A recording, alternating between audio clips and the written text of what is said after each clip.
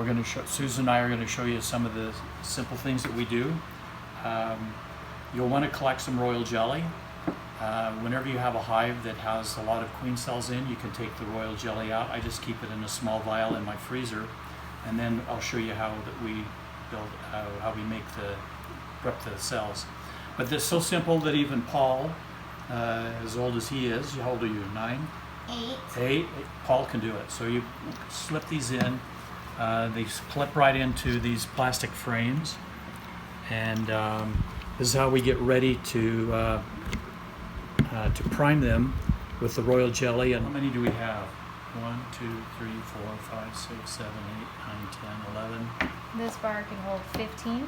Yeah. But we'll only do 12. So I use mini frames for mine because I have mini hives, and I can stuff a mini hive full with bees to the density that I want without using too many bees. And for a backyard beekeeper, trying for 12 cells, that's plenty. Yeah. That's more than enough. If you have a LANGSTROTH, you can buy these. They're a couple of dollars, and then they just fit into the regular LANGSTROTH hive like this.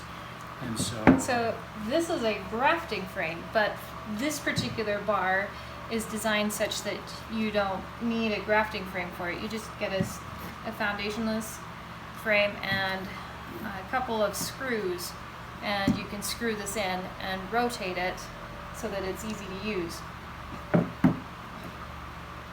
Another option is not to use a bar at all. Ernie Oliver, he has a page on Queens for Pennies where he just stuck the cells into a frame and then grafted there. Okay, so we're gonna prime next. yeah, when I first started, I just got a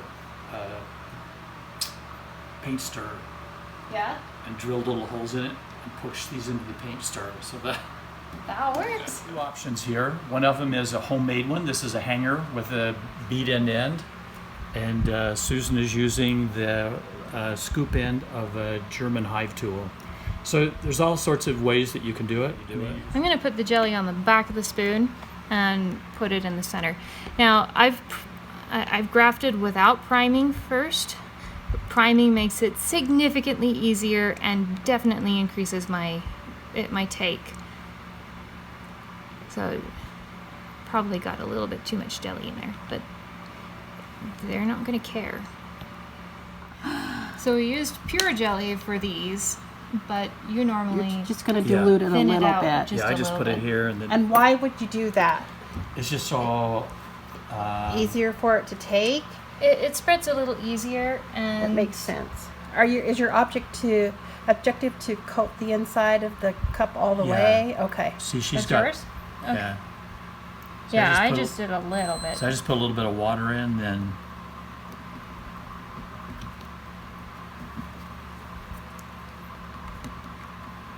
see, then I just pick it back up with this, and then I can just go to each one and put a little dot.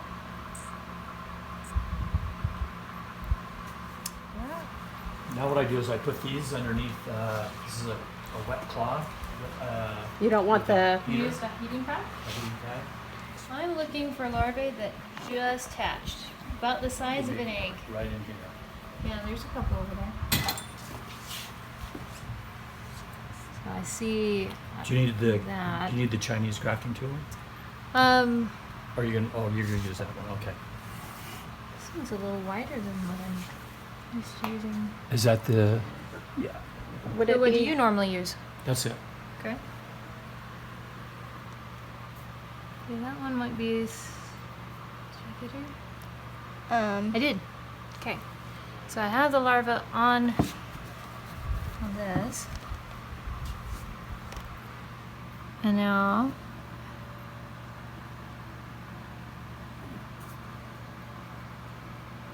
that worked. Okay.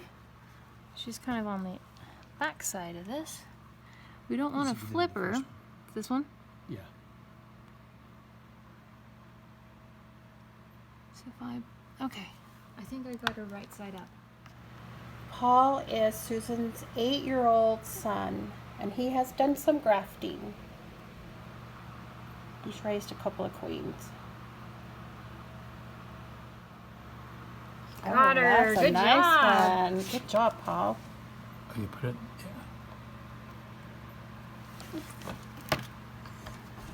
Hi.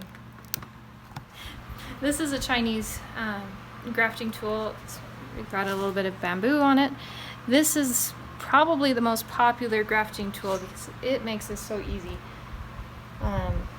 But I find that it doesn't work on virgin comb, so if that's what you have to work with, then this little silver tool works better. Got her. Okay. Okay, so there's a little bit of jelly on here. I'm going to show that. Okay.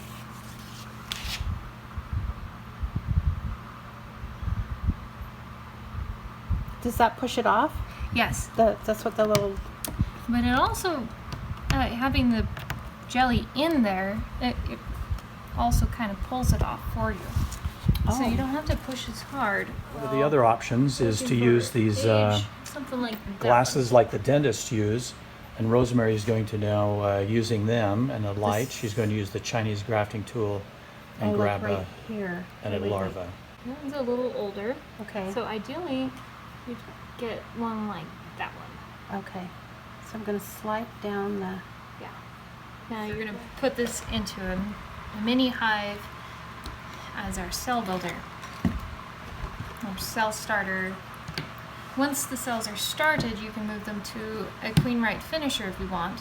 Like put them above a queen excluder so the queen can't touch them, and then they will finish caring for the cells, feeding them, incubating them. Let's cover this. So we don't want them to dry out. If you're really quick, you probably don't need this, but it helps. Put them now into the small mini hive, and in order to put these in the mini hive, I shook about 2 frames of brood from a LANGSTROTH hive into a container and then dumped them into here. So this is about two full frames of these. Okay. So if you want to hold this up. Broodless cell starter. Right. There are different styles. So sometimes you include brood, sometimes you don't. So I'm going to take one out of the middle so I can put the...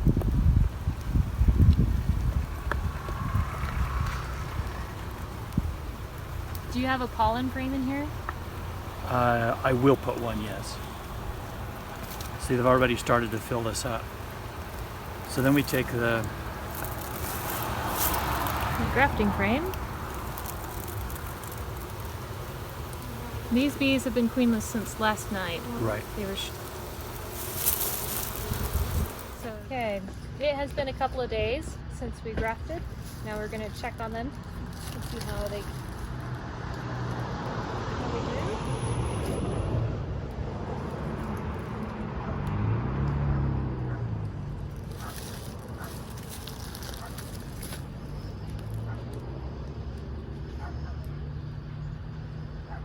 We've got, looks like 7 grafts. You have a good view.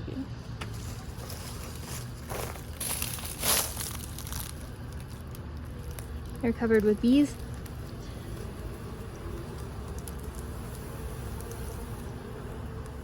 So we're checking to make sure they're all all capped. We did regraft a few the day after, so it looks like one of them, let's see, this one is not capped yet, but it probably will be by the end of the day.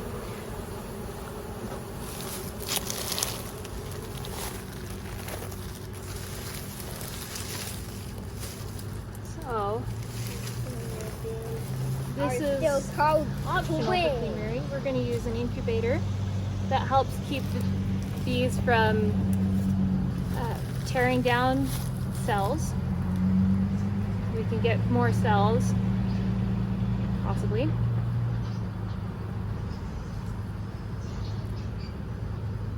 So what's inside the incubator?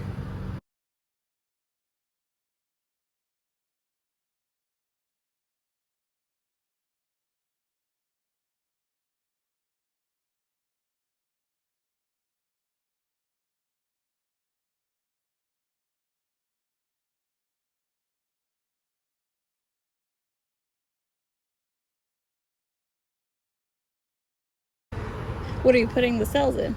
I'm putting the cells in some queen cages so that when they emerge, they're in the cage and they can't fight any of their sisters.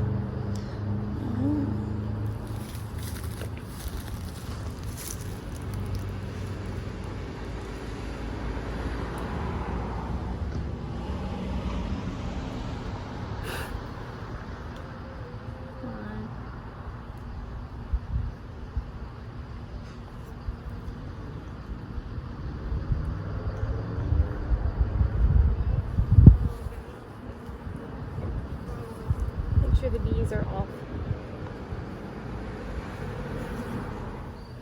Then we're going to leave the one that hasn't been capped yet. And she now has her own nuke to herself. Bees will finish taking care of her. She'll mate, come back. And all will be good here.